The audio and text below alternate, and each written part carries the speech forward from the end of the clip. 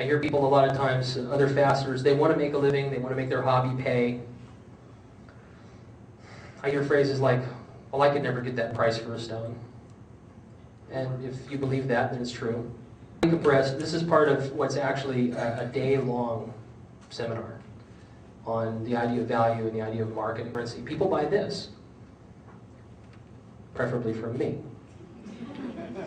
or someone else in this room. They're trying to do the same thing that this guy's doing, right? And we call it more modern, but it might look like this, because we really want it to look like this, to be doing the same thing that that one's doing.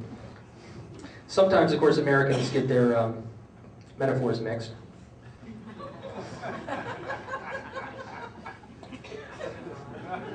Right? We can do two things at once, multitasking.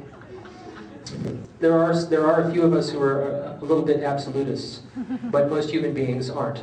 Most human beings are relativists. And, you know, when I asked my niece about the, you know, was she learning the theory of relativity, she said, I hate gym class. Acceptance means making the sale right now. So you really do want acceptance, even if you're not tied up in the acceptance of your work. You do want acceptance now because that's what the buyer has to do for you to make the sale. They have to accept you. They have to accept your offer.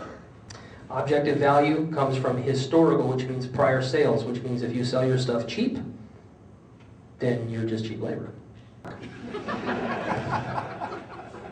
It's unique. It's the uniqueness of it. It's the specialness of it. Start up the KIA machine. Give them an experience of happiness. It's really, it's true, and most buyers who aren't happy because the person who sold them the thing didn't set them up to be happy. And it would be wrong to let someone steal your good feelings just because they're short and bald and have a small boat. The artist has lost, committed, and unrecoverable time in their piece.